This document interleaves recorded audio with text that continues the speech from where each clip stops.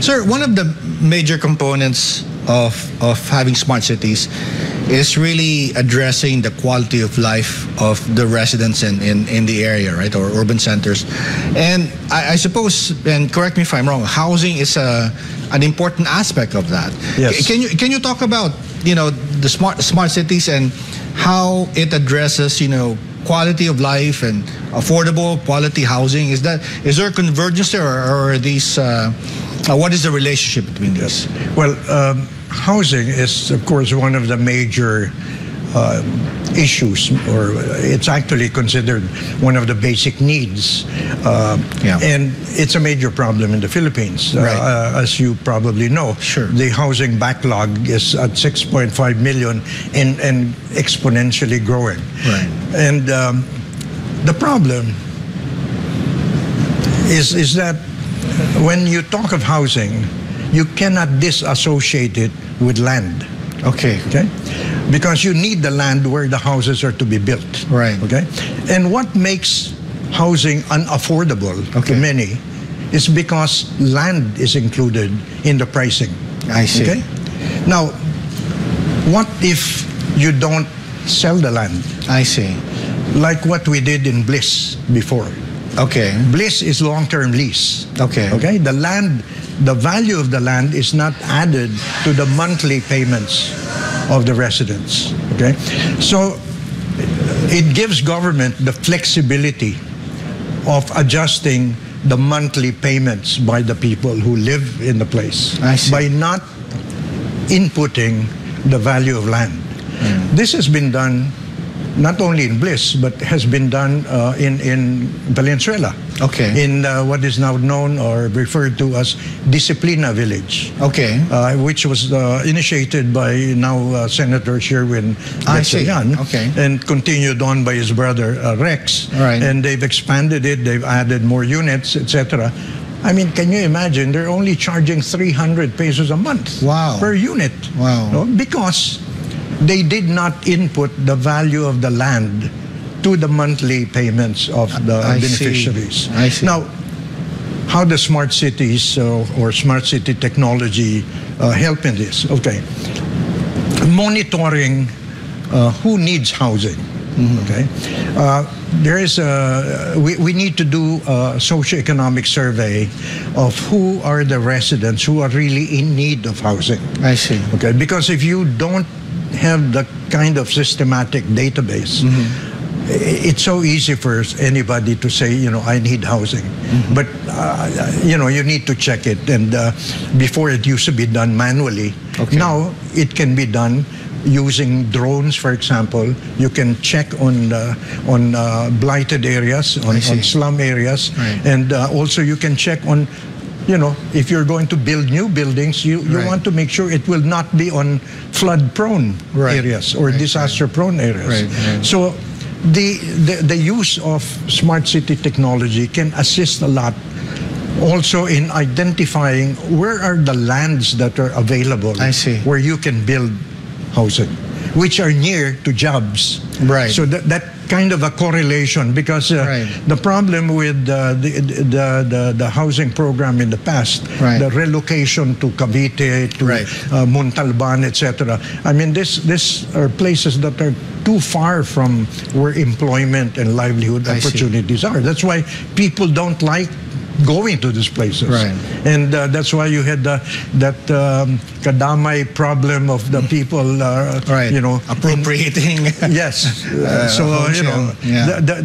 The use of smart city technology could assist and facilitate the proper kind of an approach to the problem. That's so interesting because, there's a smart city component of it, but there's also just basic policy making.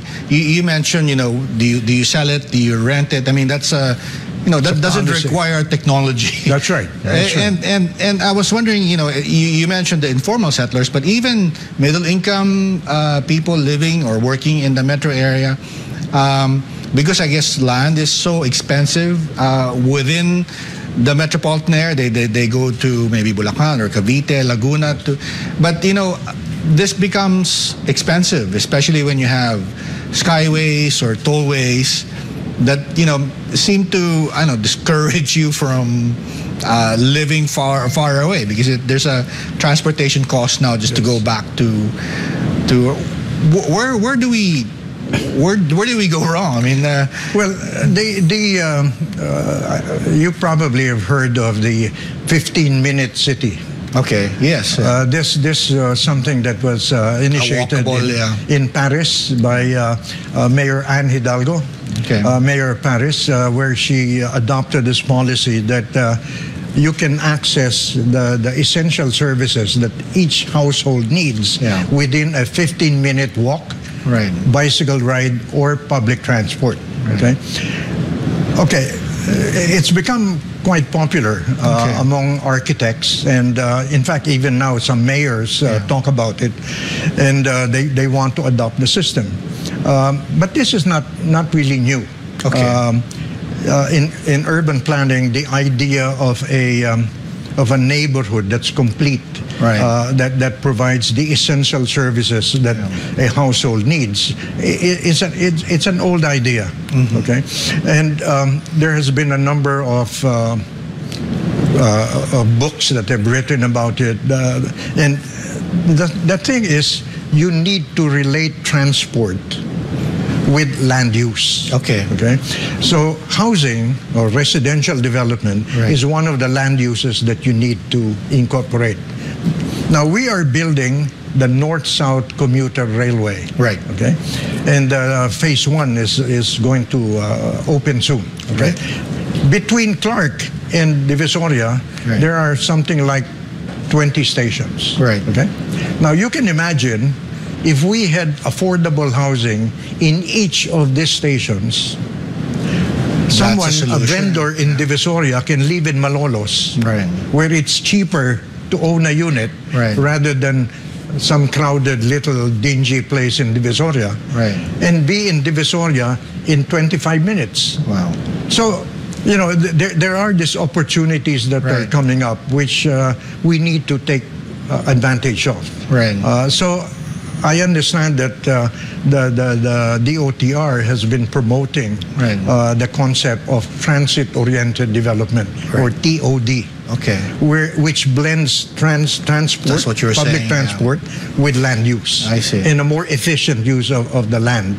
Now, the challenge is being able to put in affordable housing within a walking distance of the station. Because the word has already gone out that this commuter train is going to start operating soon. The land values have gone speculators up. now buying. Speculators have come in, and so the land values have gone up. Now, whether it is still affordable to put up housing, it's now a big question mark. So government needs to move fast if it wants to really be able to use that opportunity to build affordable housing. Do you think there's still a chance for an urban area like Metro Manila to do these things that we're talking about, or should we start over? I mean, you mentioned Clark. I mean, the private sector is looking at township developments outside, which would have that 15-minute walking feature to it. Is that the solution, or you still have hope for Metro Manila? Well, I think it can be done. It might be difficult in certain areas, but I think it can be done, because a city is an ever, it's a dynamic place. I see. There are new opportunities that come up. And there is such a thing as urban redevelopment. I see. Because for whatever reason, certain parts of the city deteriorates. And that's why there is such a thing. It's natural. And that's why there is such a thing as, like a human body. You discover some part of your body needs something, so you take some vitamins to do something about that problem. So similarly, in a city, when a particular district deteriorates and the revenue, the quality of life in that place goes down, it requires a redevelopment effort, a revitalization effort. Does that apply also to what we started with, housing? Is that something that is not a lost cause? Well, you know, when you want to generate better business, retail in a particular place, there is no substitute. You need to have residential development. I see. Because that's what's going to populate, and you'll have a 24/7 kind of a market for whatever retail facilities you put in. So it cannot just be totally retail. Right, you know? You have to have residential development as well. So the thing is, it requires a certain degree of, I guess, political will is the term for it. Because, you know, it's always difficult to introduce something new when people get used to the way certain things are done and the way certain things are. And so when you want to modernize, there is a tendency to resist that kind of, you know, like for example, you want to build affordable housing, but you don't have government-owned land. Okay. So what do you do? But a local government may own a public market. I see. And the public market is only one floor. What do you do with the rest of with the vertical space? Vertical space. So you can actually build a multi-story building with a public market on the ground floor and use the upper floors for your housing. So now whether that's being done, it requires a little bit of, I guess, creativity on the part of the local leaders to go into that kind of a thing. Because once you start talking to the market vendors about redeveloping the market, immediately it becomes a sensitive topic, because they don't want to lose the space that they already have. But very often also you get into the problem of corruption, because public markets are notorious for having tenants who are not present in the place. And I guess that's where digital applications will help. That's right.